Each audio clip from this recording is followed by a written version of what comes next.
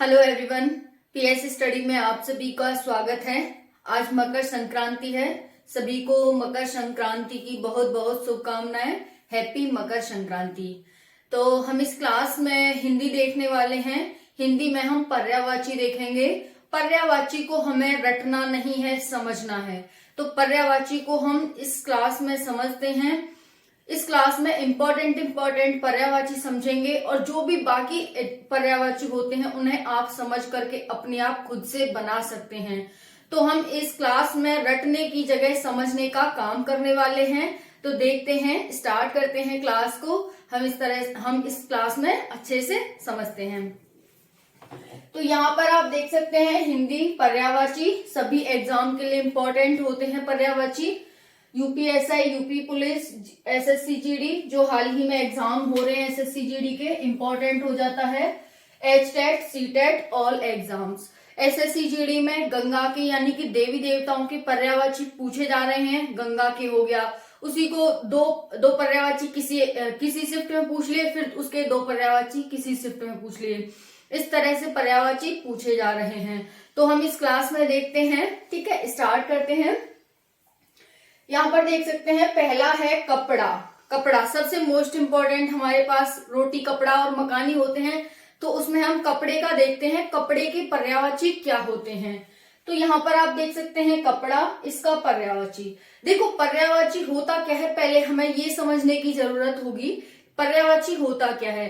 तो पर्यायवाची किसी समानार्थी शब्द को हम पर्यायवाची कहते हैं। यानी कि कोई एक शब्द है, इसके कितने समान शब्द बनाए जा सकते हैं जो इसी का अर्थ हमें दे, उसको हम पर्यायवाची कहते हैं। तो पर्यायवाची का अर्थ क्या होता है? समानार्थी शब्द, यानी कि समान अर्थ देने वाले शब्द।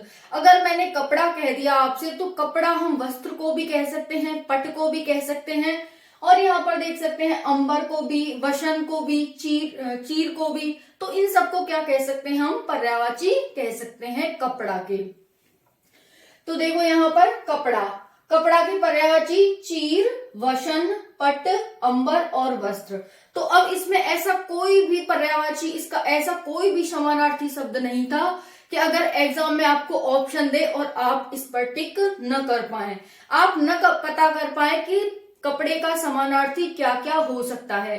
अगर मैं यहाँ कपड़े का समानार्थी गौरी नंदन रख दूं, तो आपको पता चल जाएगा कि ये गौरी नंदन तो गणेश का पर्यायवाची है, ये कपड़े का पर्यायवाची नहीं है। या फिर मैं और कुछ भी रख दूं, यहाँ पर बूट रख दूं, तो बूट आपको पता है जूते के पर्यायवाची हैं, ये कपड़ा का पर्यायवाची नहीं होगा। ठीक है, तो कपड़ा जो हम अपने शरीर को ढकने के लिए ऐसा कोई भी चीज जिसे इस्तेमाल करते हैं उसे हम कपड़ा कहते हैं।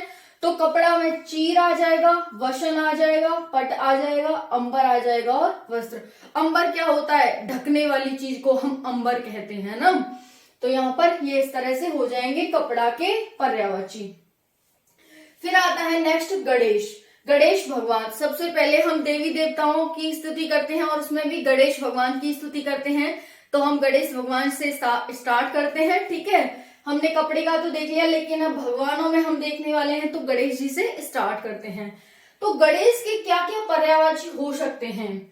गणेश, अब देखो गौरी के पुत्र थे गणेश, तो गौरी सुत कह सकते हैं। गौरी के पुत्र थे तो हम गौरी नंदन कह सकते हैं।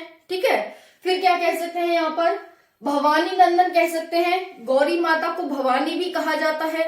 नंदन का मतलब पुत्र होता है, सुत का मतलब भी पुत्र होता है, तो यहाँ पर भवानी नंदन भी हो जाएगा। एक दंत यानी कि एक दांत वाले, ठीक है, तो इनको एक दंत भी कहा जाता है। गजानन यानी कि गज जैसे आनन वाले, ठीक है, तो हाथी जैसे आनन वाले, तो कौन है वो? गणेश भगवान है। फिर हो जाएगा गज बदन, गज यानी हाथी जैसे बदन वाले, कौन है? गणेश जी हैं। फिर आ जाएगा वक्रतुंड। वक्रतुंड यानी कि इनकी जो तौंदी है वो कैसी है? वक्र के आकार की है, ऐसी आकार की है ना, तो इनका क्या हो जाएगा? वक्रतुंड। तो अगर आप हर एक पर्यायवाची को एक एक बार से दो बार पढ़ लेते हो, एक से दो बार, तो आपको ऐसा नहीं है कि आप एग्जाम में टिक न लगा पाओ। आपको सिर्फ ऑप्शन चूज करना होता है, वहां पर आपको याद नहीं करना कि इसका क्या क्या पर्यायवाची है, मुझे लिखना है, लिखना नहीं है। अगर आप एक से दो बार हर एक के पर्यायवाची को पढ़ लेते हो, तो आप जरूर ही एग्जाम में टिक लगा पाओगे सही ऑप्शन पे। ठीक है, तो इसीलिए यहाँ पर आपको ध्यान से सुनना है। तो गणेश जी के पर्यायवाची गौरी शुद्ध, गौरी नंदन, भवानी नंदन, एक दंत। गजानन गज जैसे आनन वाले, गजवदन गज जैसे बदन वाले, वक्रतुंड वक्र जैसी तुंड वाले, लंबोदर लंबा है उधर जिसका, यानी कि पेट आपने देखा है गणेश जी का लंबा होता है, आगे की तरफ बहुत ज्यादा निकला होता है, तो इनको लंबोदर भी कहते हैं। गणपति यानी कि ये गढ़ के पति हैं, ये गढ़ में रहते हैं और उसके मुखिया होते हैं गणेश जी, है ना। नंदी की सवारी देखी है ना आपने, सुनी है ना, तो जब नंदी की सवारी निकलती है तो एक पूरा गढ़ होता है उसमें, तो यहाँ पर इन्हें गणपति भी कहा जाता है। मोदक प्रिय, इन्हें मोदक के लड्डू बहुत प्यारे होते हैं, इसीलिए इन्हें मोदक प्रिय भी कहा जाता है। तो अब इसमें ऐसा कोई पर्यायवाची नहीं था जो कि आप एक बार पढ़ करके, 1 से 2 बार पढ़ करके आप एग्जाम में टिक न लगा पाओ। ठीक है, तो गौरी सुत, गौरी नंदन, भवानी नंदन, एकदंत, गजानन, गजवदन, वक्रतुंड, लंबोदर, गणपति और मोदक प्रिय गणेश जी के पर्यायवाची हैं। यानी कि गणेश जी को हम गौरी सुत भी कह सकते हैं, गौरी नंदन भी कह सकते हैं, भवानी नंदन भी कह सकते हैं, लंबोदर भी कह सकते हैं और मोदक प्रिय भी कह सकते हैं। ओके, नेक्स्ट है गंगा के पर्यायवाची। गंगा के पर्यायवाची एसएससी जीडी में बहुत ज्यादा पूछे जा रहे हैं। किसी शिफ्ट में ये दोनों दे दिए, तो किसी शिफ्ट में ये दोनों दे दिए, तो किसी शिफ्ट में ये एक दे दिया, मतलब 4 ऑप्शन में से एक एक ऐसे आपको रख के दे रहा है, लेकिन गंगा के बहुत ज्यादा पूछ रहा है। 4 ऑप्शन में से ये वाला रख दिया, फिर ये वाला रख दिया, फिर दूसरी शिफ्ट में ये वाला, फिर तीसरी शिफ्ट में ये वाला, इस तरह से। तो गंगा की पर्यायवाची देखते हैं। गंगा भागीरथी, यानी कि भागीरथी इनको कहा जाता है, किसको, गंगा को। फिर है अमर तरंगिनी, अमर तरंगिनी जो अमर है ऐसी तरंगिनी, गंगा। नेक्स्ट है सुरसरी, इनको सुरसरी भी कहा जाता है। ठीक है, फिर है सुरसरिता, सुरसरी, सुरसरिता।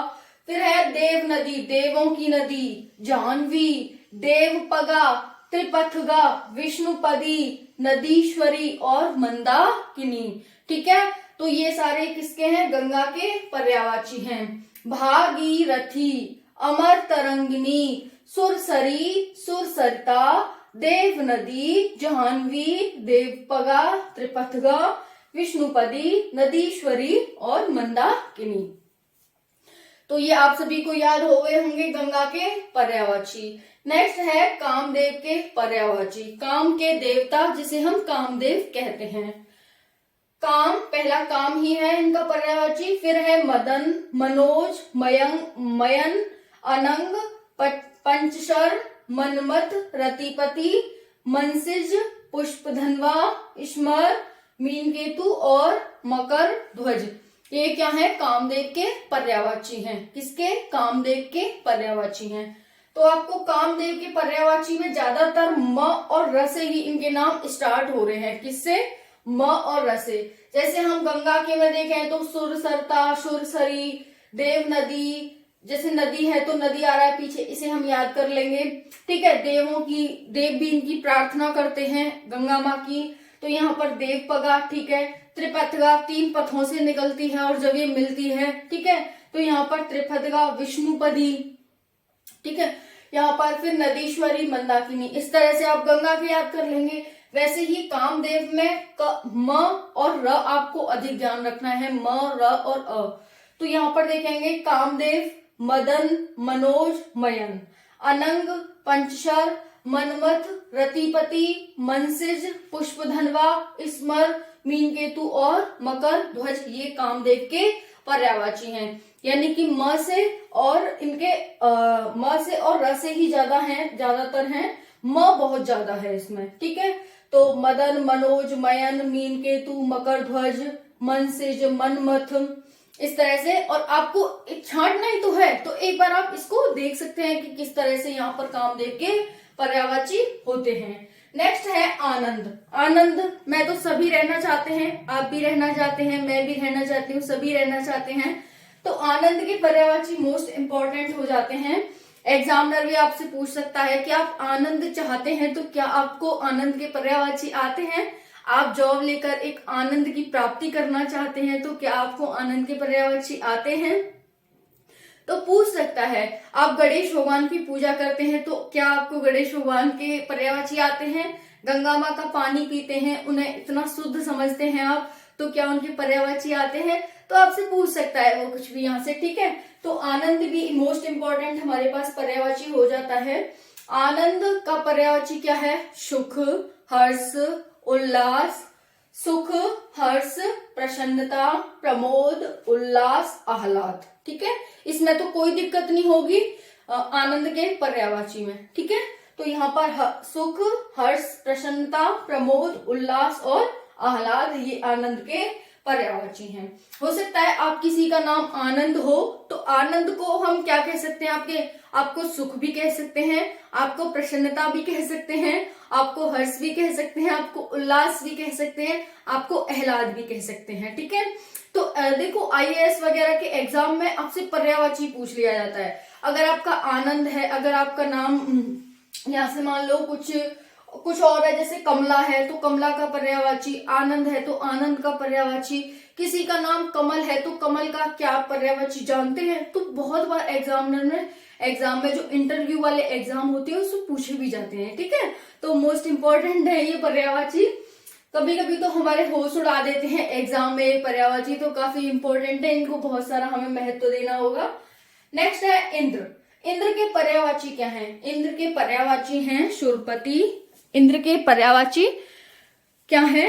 इंद्र के पर्यायवाची हैं शूरपति, देवराज, महेंद्र, मध्वा, शचीपति, पुरंदर, सुरेश, देवेंद्र, मेघवाहन, पुरुहूत और याशव। ये किसके हैं? इंद्र के पर्यायवाची। अब इंद्र देवता क्या करते हैं? बारिश करते हैं, बारिश के देवता हैं। तो सुरपति यानी कि ये सुर के पति हैं। देवराज देवों की राज हैं, ठीक है, देवराज। महेंद्र, इनको महेंद्र भी कहा जाता है, इनको मध्वा भी कहा जाता है, इनको सचीपति भी यानी सुरपति और सचीपति दोनों इनको कहा जाता है। पुरंदर, जैसे यहाँ पर गणेश जी को गौरी पुत्र, गौरी सुत, गौरी नंदन कहा जा रहा था ना, वैसे सचीपति और सुरपति इनको कहा जाता है इंद्र को।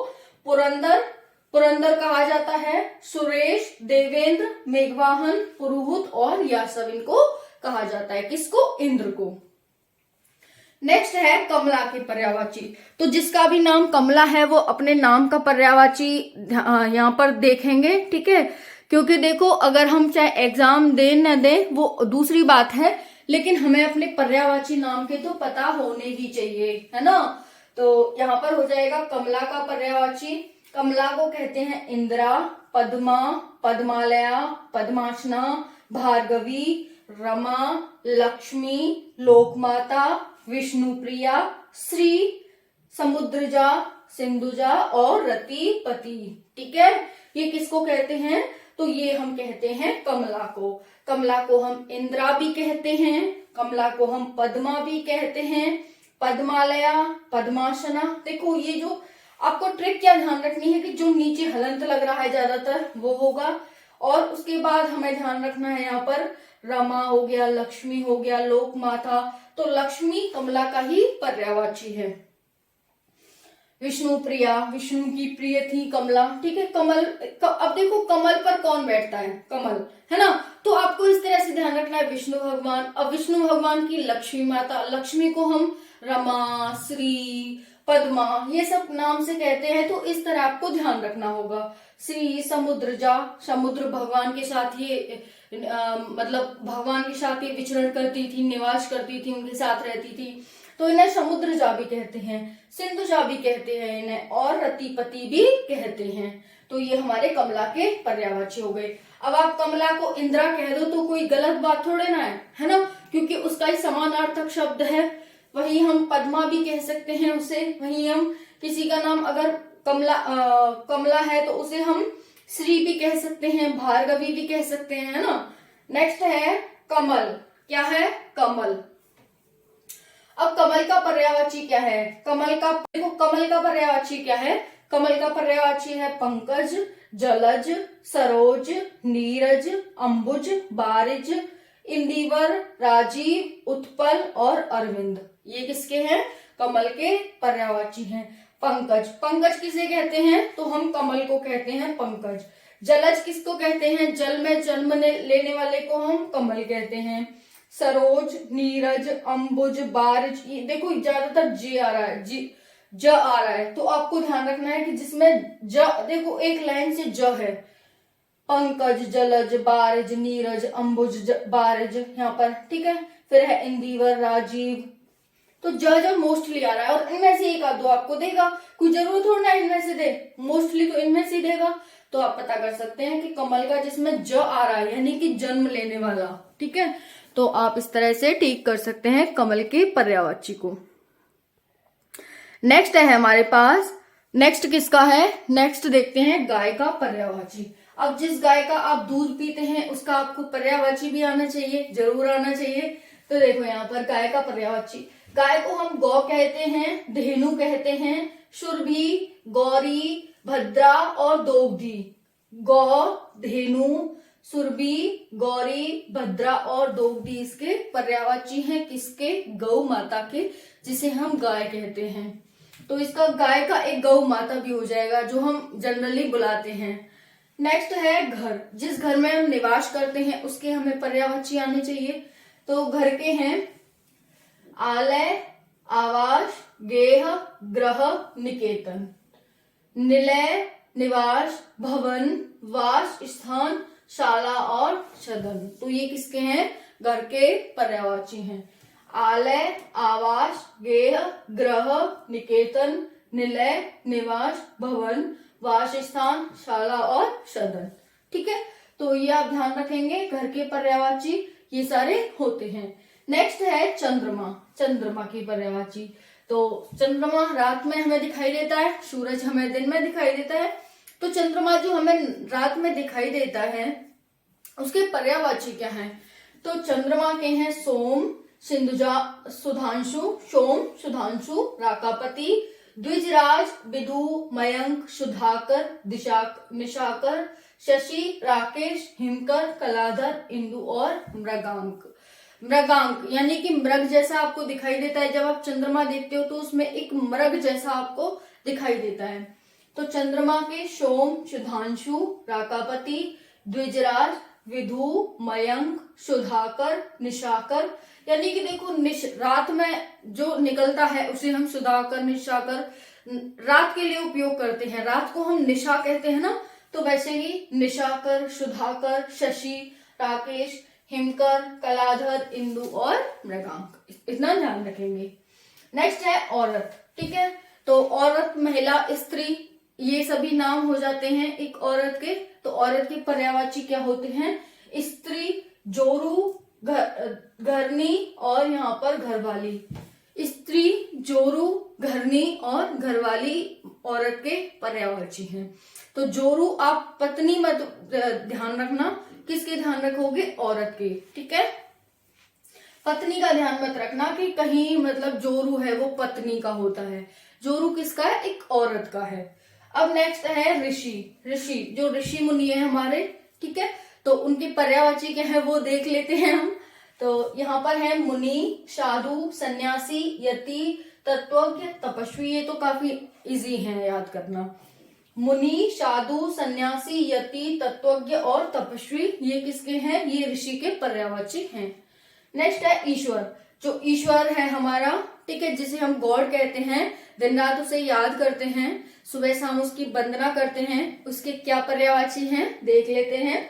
ऋषि ईश्वर को हम परमात्मा कहते हैं, परमेश्वर कहते हैं, भगवान कहते हैं, ब्रह्मा कहते हैं, जगदीश कहते हैं, अगोचर, अनंत, जगन्नाथ, परमेश, जगत प्रभु, ठीक है। तो ये सारा हम किसे कहते हैं? ईश्वर को कहते हैं।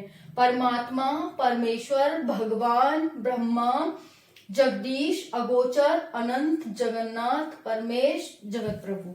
अब भगवान में जो ईश्वर है उसमें तो सभी आ जाते हैं, चाहे विष्णु जी हो, चाहे राम जी हो, चाहे कृष्ण जी हो, चाहे फिर ब्रह्मा जी हो, कोई भी हो, तो इसमें आ जाते हैं। लेकिन जब हम प्रॉपर वे में अलग से बात करते हैं, चाहे फिर गणेश जी हो, कमल, कोई भी हो, मतलब गणेश जी हो या फिर कामदेव, इंद्र और भी बहुत सारे देवता हैं हमारे, तो वो आ जाते हैं, सभी ईश्वर में काउंट किए जाते हैं। लेकिन जब हम प्रॉपर कहेंगे, एक अलग वे में कहेंगे कि गणेश जी के पर्यायवाची, तो फिर वो अलग हो जाते हैं, विष्णु जी के पर्यायवाची वो अलग हो जाते हैं। आपको इस तरह ध्यान रखना है। फिर है खग के पर्यायवाची क्या है? खग, ठीक है, खग जिसे हम पक्षी भी कहते हैं सामान्य भाषा में, तो खग के क्या पर्यायवाची हैं यहाँ पर देख लेते हैं। मोस्ट इंपॉर्टेंट हो जाता है, जो हमारे आसपास जीव जंतु रहते हैं, पक्षी रहते हैं, तो एग्जामिनर आपसे पूछ सकता है कि क्या आपको इनके बारे में जानकारी है। चलो पूछ के देखते हैं किसको है। जिसको होगी वही निकल जाएगा, जिसको नहीं होगी वो नहीं निकलेगा। एग्जामिनर कहेगा जब इसे आसपास के इन्वायरमेंट की जानकारी नहीं है तो ये देश के बारे में कैसे जानेगा, विदेश विश्व के बारे में कैसे जानेगा, कैसे किसी देश को चलाने में ये अपनी भूमिका निभा पाएगा, है ना। तो इम्पोर्टेंट होता है ये। सबसे पहले एग्जामिनर चेक करता है आपके आसपास का इन्वायरमेंट। अगर आप अपने आसपास के इन्वायरमेंट के बारे में जानते हैं तो ऑब्वियसली आप थोड़ी बहुत अपने इन्वायरमेंट को हट करके और चीजों के बारे में भी जानते होंगे। बट आप अपने इन्वायरमेंट, अपने आसपास, अपने पर्यावरण के बारे में नहीं जानते तो ऑब्वियसली आप दूर दूर की चीजें तो बिल्कुल भी नहीं जान सकते, है ना। तो यहाँ पर खग है, खग को हम विहग, विहंग, पक्षी, द्विज, चिड़िया और पक्षी कहते हैं। खग को क्या कहते हैं? विहंग। ये पक्षी दो बार हो गया है, विहग, विहंग, पक्षी, द्विज, चिड़िया, पक्षी, शकुन और पखेरु, ये खग के पर्यायवाची हैं, ठीक है। नेक्स्ट है खून। जो हमारी वेन्स होती हैं उनमें जाता है हमारा खून, जो हमें जिंदा रखने के लिए मोस्ट इम्पोर्टेंट होता है। अगर हमारी बॉडी में खून की कमी हो जाए तो हम जीवित नहीं रह पाते हैं, हमें बहुत सारी समस्याएं होने लगती हैं। डॉक्टर कहता है आप में खून की कमी है, आप में खून चढ़ेगा नहीं तो फिर आपके दिक्कत हो जाएगी, जो आपका सारा सिस्टम है वो गड़बड़ा जाएगा। तो यहाँ पर खून बहुत इंपॉर्टेंट होता है। रक्त, लहू, शोणित और रुधिर इसके पर्यायवाची हैं। रक्त, लहू, शोणित और रुधिर खून के पर्यायवाची हैं। नेक्स्ट है किरण। जो हम सुबह सुबह सूर्य की किरण देखते हैं, तो क्या आपको किरण के पर्यायवाची आते हैं? क्या आपको किरण के पर्यायवाची आते हैं? चलो पूछते हैं, किरण के क्या पर्यायवाची हैं। तो किरण के पर्यायवाची आप बताएंगे, रश्मि, मयूख, मरीच, अंशु, कर, ज्योति, दीप्ति, प्रभा, पावक, ज्वाल, ये तो अग्नि के हैं, ठीक है। तो यहाँ पर आप किरण के पर्यायवाची क्या ध्यान रखेंगे? रश्मि, मयूख, मरीच, रश्मि, मयूख, मरीच, अंशु, कर, ज्योति, दीप्ति और प्रभा। नेक्स्ट है अग्नि के पर्यायवाची, मोस्ट इंपॉर्टेंट हो जाते हैं। हम सुबह उठते ही हमें पानी गर्म करना होता है, ठंडियां चल रही हैं तो पानी गर्म करने के लिए हम तुरंत गैस जलाते हैं, तो आग ही तो जला रहे हैं वो, है ना। ठंडियां पड़ रही हैं तो उठते ही क्या करते हैं, सबसे पहले हम आग जलाते हैं कि हम ना थोड़ी सी हमारी बॉडी गर्म हो जाए, हमारी बॉडी सिक जाए, तो इसके लिए हम आग जलाते हैं। तो एग्जामिनर आपसे इसके बारे में पूछ सकता है, आग के बारे में अग्नि के क्या पर्यायवाची हैं। तो पावक, ज्वाला, अनल, दहन, वहिन, वैश्वानर, धूम्रकेतु, कृशाणु, जातदेव और आग। पावक, ज्वाला, अनल, दहन, वहिन, वैश्वावर, धूम्रकेतु, कृशाणु, जातदेव और आग अग्नि के पर्यायवाची हो जाते हैं। तो कैसी लगी आपको ये क्लास? ठीक है, और कोई डाउट हो तो आप मुझे बता सकते हैं कमेंट सेशन में, और आपकी समस्या का समाधान होगा। और मिलते हैं नेक्स्ट क्लास में। इसकी पीडीएफ आपको टेलीग्राम पर मिल जाएगी। तो जय हिंद, जय भारत।